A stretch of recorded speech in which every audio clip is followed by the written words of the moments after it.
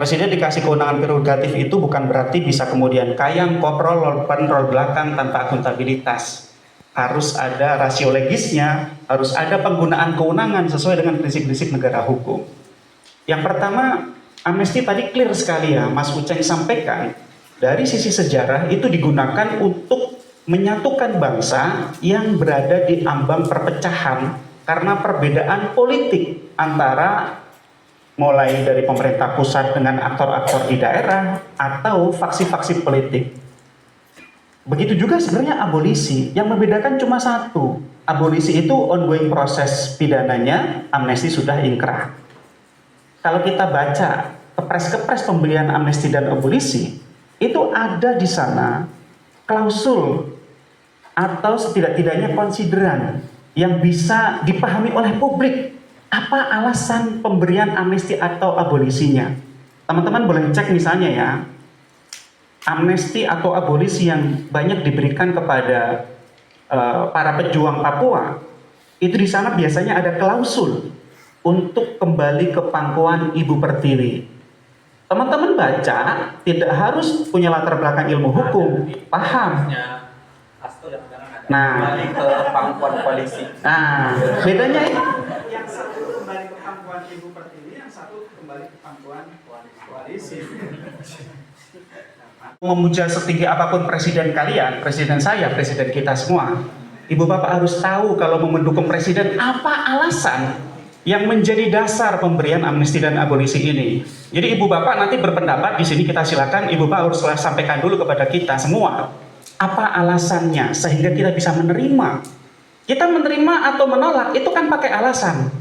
Pak Uceng, Bu Hanifah sudah menyampaikan kritiknya dengan alasan. Kalau ibu bapak nanti ada yang mendukung, kita hanya ingin mendengar alasannya, bukan mengapa mendukung atau menolak, tapi alasannya apa gitu ya. Nanti kita bareng uji di sini. Pak Uceng kan yang biasa nguji ya tiap hari. Hanifah juga biasa nguji ya tiap hari ya. Nanti kita uji bareng-bareng. Nah, forum ini menurut saya penting untuk menguji apa yang menjadi dasar pertimbangan dari presiden memberikan amnesti dan abolisi. Amnesti clear digunakan sebagai bentuk pengampunan negara untuk menyatukan negara yang dalam kondisi terpecah belah. Dalam sejarahnya diberikan kepada GAM, OPM, Fretilin, DITII, digunakan untuk PRRI Permesta gitu ya. Saya tidak tahu di kategori mana Hasto dan Temlembong ini gitu ya. Khususnya Hasto ya. Hasto apakah ada di dalam kategori-kategori itu gitu ya. Kalau ada nggak apa-apa kita bisa terima, tapi kalau tidak gitu ya, apa alasan hukumnya? Itu yang pertama. Yang kedua, dari sisi persoalan gitu ya, apa yang ingin dijawab? Di dalam pemberian amnesti terhadap Baik Nuril, itu kan tidak sesuai dengan kebiasaan. Kebiasaannya diberikan untuk menyatukan negara, tetapi Baik Nuril diberikan kepada seorang terpidana Undang-Undang ITE. Baik Nuril ini korban pelecehan, speak up lewat FB, kemudian terjerat Undang-Undang ITE. Kenapa Presiden Jokowi memberikan amnesti dan masyarakat sipil mayoritas 99,99% mendukung? Karena diakui oleh Presiden bahwa proses hukum yang dilakukan terhadap Baik Nuril itu bermasalah. Nah, setelah kemudian proses hukumnya diakui bermasalah, diberikanlah amnesti. Pemerintah juga tidak tinggal diam, setelah itu melakukan sedikit sekali perbaikan, misalnya dengan memberikan petunjuk-petunjuk bagaimana melakukan penuntutan terhadap perkara Undang-Undang ITE, karena undang-undang yang sangat karet gitu. Nah, ketika Presiden Prabowo memberikan abolisi kepada Temlembong, amnesti kepada Hasto, apakah artinya Presiden mengakui proses hukumnya bogus, proses hukumnya celak, proses hukumnya bermasalah? Kalau seperti itu yang menjadi konsideran, kita periksa satu persatu ya. Jadi setiap argumentasi itu harus diperiksa. Jangan orang cuma berpendapat. Setiap orang yang berpendapat harus siap diperiksa pendapatnya ya. Kenapa? Karena ini di ruang publik. Pertama dari sisi Temlembong, saya katakan Temlembong itu nggak spesial. Saya menjadi murid Pak Uceng sudah belasan tahun membaca putusan. Yuris ribuan putusan yang sudah dibaca. Jadi, ini persoalan karetnya, pasal 2 ayat 1 Undang-Undang Tipikor atau pasal 3. Sebelum Temlembong, itu ada sekian banyak orang yang dijerat dengan pasal serupa.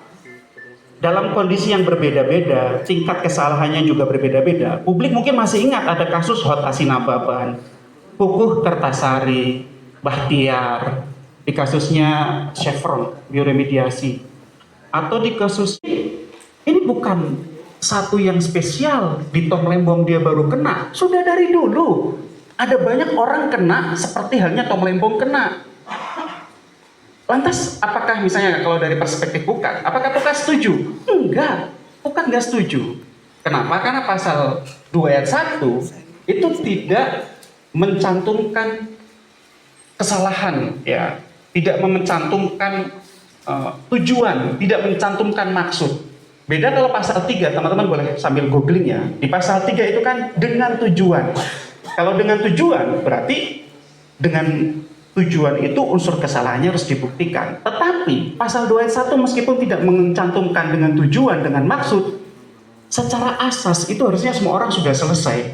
Gitu ya, semua penegak hukum harusnya juga dapat, ya, wajib membuktikan unsur kesalahan itu. Ya kan, tiada pidana tanpa kesalahan, atau kalau versinya Prof. Mulyatno, tiada pertanggungjawaban tanpa kesalahan. Tinggal teman-teman menganut monisme atau dualisme. Silahkan, tapi dua-duanya itu tetap mengakui adanya kesalahan. Tetapi kan masalahnya kesalahannya itu sebagai penghilang pertanggungjawaban atau penghilang sifat melawan hukum. Tapi saya pikir ini terlalu teknis pidana ya, mungkin bisa di kesempatan yang lain gitu. Jatuhan. Kenapa? Karena memang aparat penegak hukumnya tidak mau taat asas. Kalau penegak hukumnya taat asas, pasal 3 sudah dengan tujuan, ada kata-kata dengan tujuan, artinya unsur kesalahan harus dibuktikan. Dan pasal 2 ayat 1 meskipun tidak mencantumkan dengan tujuan, tetapi secara asas kesalahan itu harus dibuktikan gitu. Yang teman-teman biasa sebut kalau di media itu mens rea, itu niat jahat. Nah, niat jahat ini bukan niat jahat seperti halnya di sinetron ya, oh dia punya niat jahat. Bukan. Niat jahat itu diobjektifikasi. Tapi ini teknis pidana, penjelasannya pun panjang saya pikir. Jadi teman-teman, kalau memang persoalannya adalah persoalan problem undang-undang, pemberian amnesti dan abolisi ini tidak menyelesaikan masalah. Mengapa? Karena ini akan ada korban-korban lagi. Apa buktinya? Buktinya 9 tersangka lain di kasus Tom Lembong, kasusnya dilanjutkan. Siapa mereka? Para direktur perusahaan yang impor gula. Lantas, di mana keadilan? Di mana persamaan di hadapan hukum? Kalau teman-teman baca pernyataan Kejaksaan Agung, bulat. Kejaksaan Agung bilang bahwa yang diberikan abolisi hanya Tom Lembong, sehingga untuk 9 tersangka lainnya itu dilanjutkan prosesnya. Jadi, ini tidak menyelesaikan masalahnya, justru meningkatkan masalahnya. Dalam satu perkara, ada banyak orang yang didakwa dengan pasal yang sama atau perbuatan yang sama. Satu diberikan abolisi, 9 lainnya tidak. Mengapa? Karena yang lain tidak daftar partai atau tidak menjadi tim sukses capres-cawapres. Problemnya itu. Kalau ini kita terima tanpa kritik, ya silakan. Anda tidak menjadi salah satu dari direktur itu. Ya kelihatannya kita sama-sama rakyat jelata di sini ya. Tidak ada importir bahan sembako di sini kan, di antara kita kan. Jadi teman-teman, tidak menyelesaikan masalah. Itu yang pertama. Mekanismenya juga tidak jelas. Ya, kenapa? Karena yang disampaikan kepada publik itu baru 2. Pertanyaan kita, 1.100 lainnya, itu siapa? Mungkin kalau untuk pejuang-pejuang yang menolak NKRI, saya sepakat. Untuk kasus-kasus yang clear seperti ITE, saya sepakat. Karena ITE itu dibenerin, tapi benerinnya nggak bener. Ya kan? Sehingga sampai sekarang masih karet. Teman-teman masih punya resiko besar ketika tidak hati-hati di media sosial sampai sekarang gitu ya. Nah lantas yang lainnya itu siapa? Tadi Mas Uceng menyebut ada juga yang untuk kemanusiaan. Yang kami temukan memang untuk kemanusiaan itu untuk perkara tipikor cuma 1, Syaukani HR. Tapi saya nggak sepakat kalau itu diselesaikan menggunakan mekanisme amnesti. Mengapa? Karena pasti ada mekanisme lain yang bisa digunakan. Remisi khusus misalnya, dan seterusnya. Kan itu tinggal diatur. Ada undang-undang pemasyarakatan bisa diturunkan menjadi peraturan Menteri Hukum untuk mengatur bagaimana dalam kondisi seorang narapidana ya dalam kondisi sakit permanen. Demi kemanusiaan dia harus diberikan remisi khusus misalnya. Kan tidak harus menggunakan amnesti. Kenapa? Amnesti itu harus spesial, harus derajat tertinggi dalam kepentingan negara, bukan kepentingan politik kekuasaan. Kenapa? Kalau amnesti murah bisa digunakan untuk kepentingan politik kekuasaan, untuk apa ada mahasiswa fakultas hukum? Untuk apa ada peradilan? Untuk apa ada hakim yang memutus? Hakim memutus, resikonya sangat besar. Dia dicerca orang seluruh Indonesia, dia ditekan, termasuk pukat kan menekan hakim. Hakimnya nggak bener nih dalam memutus gitu kan. Dia sudah ambil resiko. Ketika memutus Tom Lembong, ketika memutus Hasto, sama presiden dibalik sedemikian rupa. Hanya dalam satu jentikan kepres bisa kemudian dibebaskan. Jadi teman-teman, ini menurut saya memang problem sangat serius. Nah, catatan saya lainnya adalah teman-teman, abolisi ini begitu saja, sedangkan kita tidak tahu siapa 1.100 orang itu, apa alasan masing-masing. Maka ke depan hal seperti ini bisa terus-menerus digunakan, ya. Dan kalau itu terjadi, maka tercampur antara politik kebangsaan, politik negara dengan politik kekuasaan, politik taktis, politik elektoral. Kalau memang problemnya soal koalisi, problemnya soal pendukung pemerintah, saya pikir penyelesaiannya bukan dengan memberikan amnesti dan abolisi. Yang pertama, lakukan penegakan hukum secara konsisten agar penegakan hukum itu bisa dipercaya oleh rakyat. Caranya bagaimana? Terkait dengan tipikor, sayangnya ini butuh sekali perubahan yang drastis. Dulu kita punya KPK, relatif dipercaya oleh publik. Zaman dulu sekitar 10 tahun yang lalu gitu ya. Sebelum dirusak sama perang Solo gitu ya. Maka, yang pertama kali harus diperbaiki adalah KPK-nya. Kembalikan independensi KPK. Kalau KPK-nya independen, orang mau tuduh apapun, nggak efek. Dulu orang tuduh, oh KPK gini. Lah, Aulia Pohan, besan SBY, besan presiden, masuk UI. Sekarang Bobi, Topan, gimana? Nggak ada. Ya kan? Jadi teman-teman, pertama, benerin dulu KPK-nya, kembalikan independensinya. Resepnya ada di disertasi Pak Uceng. Pak Uceng menulis soal bagaimana lembaga-lembaga independen itu harus ditata ulang. Yang kedua, tentu adalah reformasi institusi penegak hukum. Kepolisian, kejaksaan, bagaimana agar mereka tidak mudah abuse of power dan menjadi alat kekuasaan politik praktis. Memang ada caranya? Ada. Caranya adalah setiap tindakan, apalagi upaya paksa seorang aparat penegak hukum, dalam hal ini adalah penyidik dan penuntut umum, harus diuji. Caranya bagaimana? Perbaiki hukum acaranya. Sekarang sedang dibahas RUHP, rancangan kitab undang-undang hukum acara pidana. Sederhananya adalah secara resep, polisi mau menetapkan Anda jadi tersangka, polisi harus minta izin ke hakim dulu. Dia harus bawa buktinya. Ini Mas Andi melakukan kejahatan dengan alat bukti ini. Hakim saya minta agar bisa diberikan izin untuk menetapkan tersangka. Penetapan tersangka, penggeledahan, penyitaan, pemeriksaan dokumen, penyadapan, dan seterusnya ya. Kalau nggak salah sekarang dari 5 jadi 9 ya. Ada 9 upaya paksa. Kalau kemarin kan dibalik. Boleh tetapkan tersangka dulu, secara terbalik tersangka boleh protes melalui pra-peradilan. Itu pun sebenarnya dibukanya di kasusnya BG kan. Kalau sebelumnya itu di luar penetapan tersangka. Penggeledahan, penyitaan, penangkapan, ya itu bisa diuji secara terbalik, yaitu dengan melakukan pra-peradilan. Tetapi secara statistik, mayoritas pra-peradilan itu ditolak. Kenapa? Karena pra-peradilan hanya menguji aspek formil. Apakah syarat formilnya sudah terpenuhi? Sudah. Tapi materialnya kan masuk ke persidangan pokok perkara, bukan di pra-peradilan.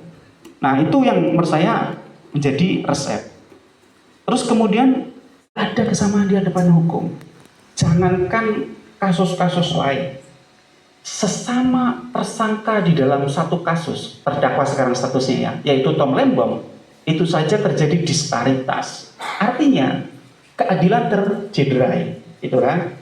Nah, saya ingat Presiden Prabowo tidak lama setelah dilantik itu berpidato bahwa Presiden akan kejar koruptor sampai Antartika. Beberapa hari kemudian Presiden pidato lagi, koruptor, tobatlah, kembalikan uang negara kepada kita, ya nanti kita ampuni, gitu kan?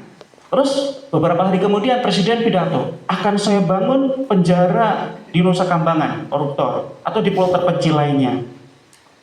Nah, kalau yang menjadi pertimbangan Presiden adalah agar koruptor mengembalikan hasil kejahatannya, kita punya usulan lain, bukan dengan amnesti.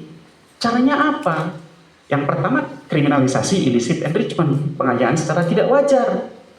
Ada di mana? Revisi Undang-Undang Tindak Pidana Korupsi, Undang-Undang 3199 Junto 2021. Apa itu, Mas?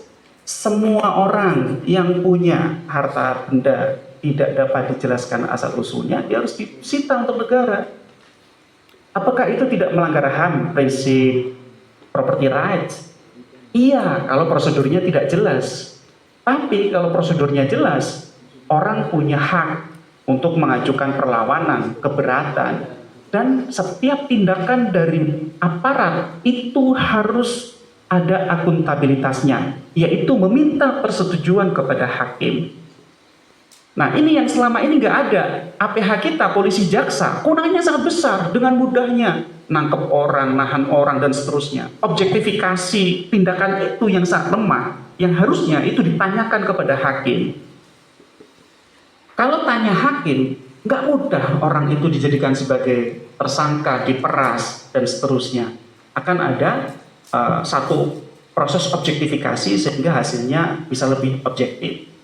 Jadi Ibu Bapak, penting sekali untuk kriminalisasi illicit enrichment di Undang-Undang 3199, Undang-Undang Tindak Pidana Korupsi. Ditambah dengan pengesahan RUU Perampasan Aset. Di sana ada disebut sebagai unexplained wealth. Mirip dengan illicit enrichment, tapi beda konsep. Itu ya. Kalau illicit enrichment itu adalah konsep pidana, makanya ditaruh di Undang-Undang Tipikor. Tapi kalau unexplained wealth itu adalah konsep kuasi pidana perdata. Yuris menyebutnya apa? Hukum acara perampasan aset. Jadi koruptor itu nggak bakalan dengan mudahnya dikasih iming-iming, diberikan amnesti terus kemudian dia akan kembalikan duit itu. Enggak. Yang cospleng adalah kriminalisasi illicit enrichment dan sahkan RUU Perampasan Aset. Mau nggak Presiden? Pidatonya iya, praktiknya hasilnya sampai sekarang nggak ada. Kenapa? Ya elit-elit politik nggak ada yang berani gitu ya, menggali kuburan sendiri gitu kan. Habis politisi kita kan, kere semua itu kalau disahkan dan APH-nya bener. Nggak ada politisi punya uang. Jadi Ibu Bapak, jawabannya ada di sana, bukan dengan memberikan amnesti dan abolisi. Apalagi ya Yuris ya, tadi yang di landasan hukum dari Presiden ketika memberikan amnesti dan abolisi ini. Kalau teman-teman ternyata dapat informasi yang lebih valid dengan senang hati, saya orang yang menerima adanya informasi yang baru yang lebih valid. Saya bukan kepala batu ya. Ya, jadi kalau misalnya teman-teman